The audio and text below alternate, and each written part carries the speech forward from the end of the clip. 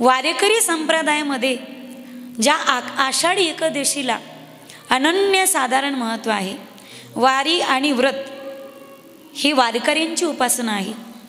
मी आपल्याला काल सांगूनही गेले की पंढरपूरची पहिली वारी ही भगवान श्री भोलेनाथांनी केली आणि आदिनाथ शंकरापासून ही वारीची परंपरा आणि वारकरी संप्रदायामध्ये शिष्य गुरुची परंपरा ही प्रारंभ झाली.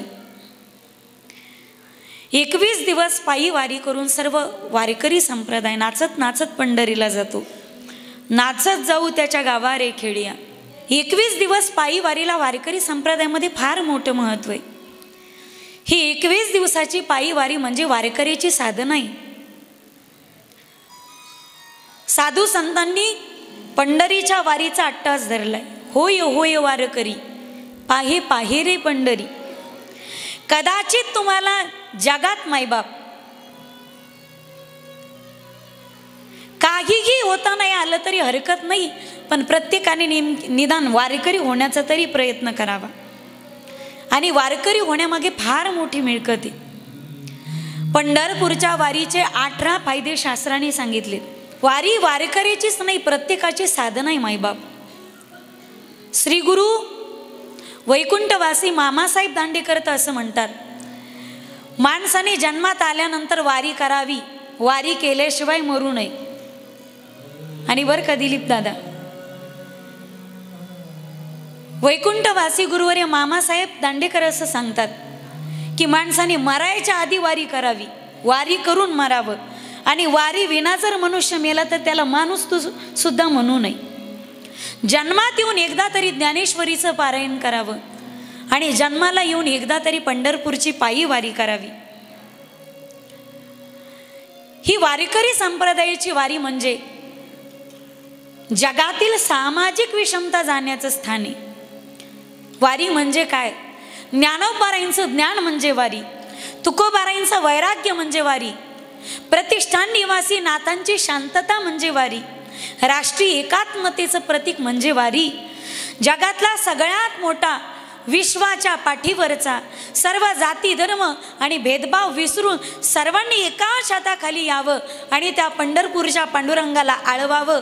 जगाच्या पाठीवरचा असा विश्वातला एकमेव सोहळा आहे तो म्हणजे पंढरपूरचा सोहळा, वारकऱ्यांचा सोहळा. 10 ते 15 लाख भाविक त्या पालखी सोहळ्यामध्ये मायबाप, पण एकही उपाशी राहत नाही.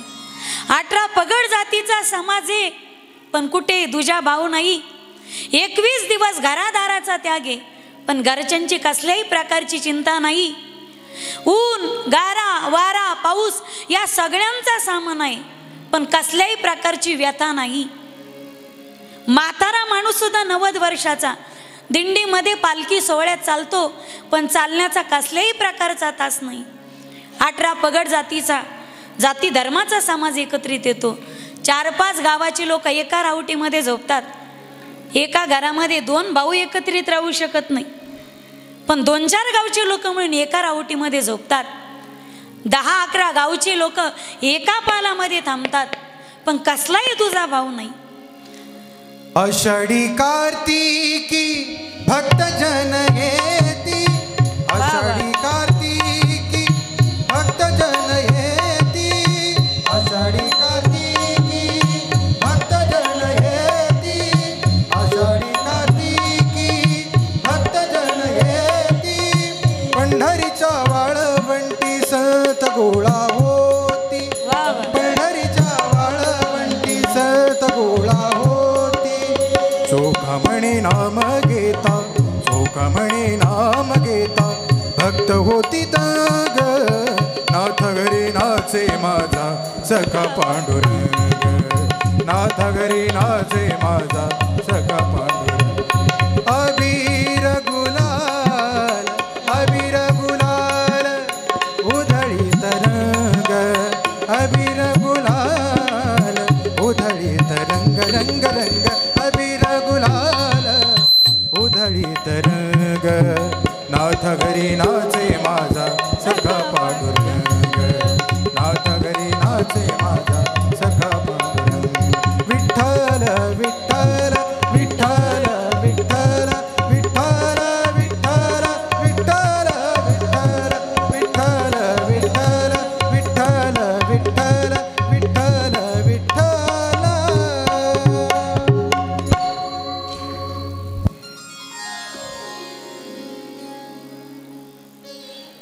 जगाच्या पाठीवरती एकमेव वारकरी संप्रदाय. मी कुठल्याही संप्रदायाला नावं ठेवण्याचा माझा मानस नाही माईबाप, पण जगाच्या पाठीवरती एकमेव संप्रदाय की ज्या संप्रदायाने आईच्या अंतःकरणाने प्रत्येकाचा स्वीकार केलाय. बाकीचे संप्रदाय आधी व्यक्तीत सुधारणा करतात आणि मग त्याचा स्वीकार करतात, पण वारकरी संप्रदाय आधी स्वीकार करतो आणि मग सुधारणा करतो. सकल जाती धर्माच्या व्यक्तीचा जातीच्या स्वाभिमानासहित स्वीकार जर कोणी केला असेल तर तो वारकरी संप्रदाय. आणि या वारकरी संप्रदायामध्ये अनेक साधू संत, अनेक जाती धर्माचे, अनेक संतांच्या पालख्या,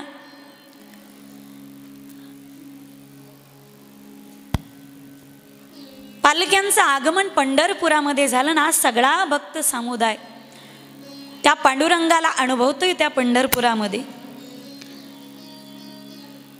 आणि निदान आपल्याला पंढरपूरला नाही जाता आलं तर या कथेमध्ये आपल्याला आज पंढरपूर निर्माण करायचे.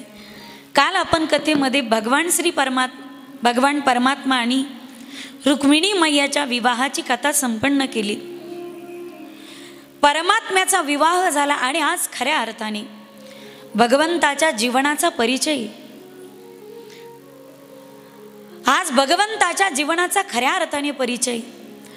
आजपर्यंत लोणी चोरणारा, गवळणीची खोडी करणारा, गाई ढोरं सोडून देणारा, गवळणीची मडकी फोडणारा, अनेकांना आपल्या खोडीतून आपल्या प्रेमाचा भक्तीचा अनुभव देणारा परमात्मा कालपर्यंत आपण श्रवण केलात. आणि आज त्या परमात्म्याच्या त्यागाचा खऱ्या अर्थाने त्या कृष्ण चरित्रामध्ये आपण प्रविष्ट होणार आहोत. कालपर्यंत आपण ज्या पाहिल्या त्या बाललीला होत्या, ते बालचरित्र होतं. पण आज या कथेमध्ये आपण श्रीकृष्ण परमात्म्याच्या अनेक अंगाचा विचार करणार आहोत. त्यात परमात्मा गृहस्थी म्हणून कसं जीवन जगतात,